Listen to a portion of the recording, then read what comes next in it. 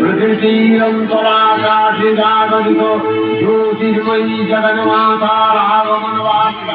দাদু ভাই, ঘুম ভাঙলো তোমার? হ্যাঁ দাদু, কিন্তু তুমি আমায় ডাকোনি কেন? আমি যে বললাম সকালে উঠে আমি রেডিওতে মহালয়া শুনবো। না না, আসলে তোমরা অত রাতে বাড়িতে ঢুকলে, আর দিল্লি তো খুব একটা কাছে নয়, ভাবলাম ক্লান্ত আছো। না না দাদু, এই প্রথমবার আমি দুর্গাপূজায় এ বাড়িতে এসেছি, আমি কিচ্ছু মিস করতে চাই না। তোমাকে কিচ্ছু মিস করতে হবে না। এই দেখো, পাল দাদু কত সুন্দর মায়ের মূর্তি করেছেন।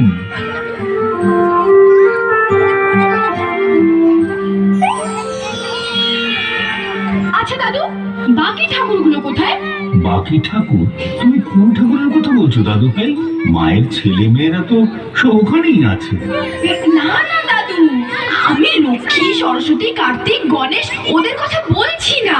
তবে আসলে দিল্লিতে না আমাদের কম্পাউন্ডেও দুর্গাপুজোর সময় পুজো হয়, তবে ওখানে সেটাকে নবরাত্রি পুজো বলে। ও আচ্ছা আচ্ছা। হ্যাঁ গো দাদু, ওখানে না একদম অন্য রকমের প্রতিমা হয়, এমন 10 হাতওয়ালা দুর্গা ঠাকুর থাকে না, ওখানে নখানা মূর্তি থাকে জানো? হ্যাঁ হ্যাঁ, জানি তো। তুমি জানো? তাহলে এখানে অন্য ঠাকুর কেন?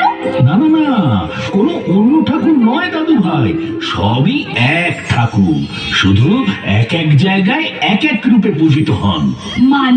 মানে শৈলপুত্রী, ব্রহ্মচারিণী, চন্দ্রঘণ্টা, কুষ্মান্ডা, স্কন্দমাতা, কাত্যায়নী, কালরাত্রি, মহাগৌরী, সিদ্ধিদাত্রী, এরা সবাই হলেন দেবী দুর্গারই 9 রূপ। তাই? কিন্তু এতগুলো রূপ কেন গো দাদু? কারণ দেবী দুর্গার কাজ হলো দুষ্টের দমন আর শিষ্টের পালন, আর সেই জন্যই দেবী নানা সময়ে বিভিন্ন রূপে আবির্ভূত হয়েছেন আর জগৎকে বিপদের হাত থেকে রক্ষা করে। পূর্বকালে প্রথম মনুর স্বয়ংভূবের মহিষাসুর দেবতাগণকে পরাজিত করে স্বর্গের অধিপতি হলেন। অনন্তর পরাভূত দেবগণ পৃথিবীতে মানুষ্যর ন্যায় বিচরণ করতে লাগলেন। এই দৌরাত্মের কথা ব্রহ্মা এবং বিষ্ণু শিবের নিকট হয়ে দেবতাগণের পরাভূত কাহিনী জানালেন।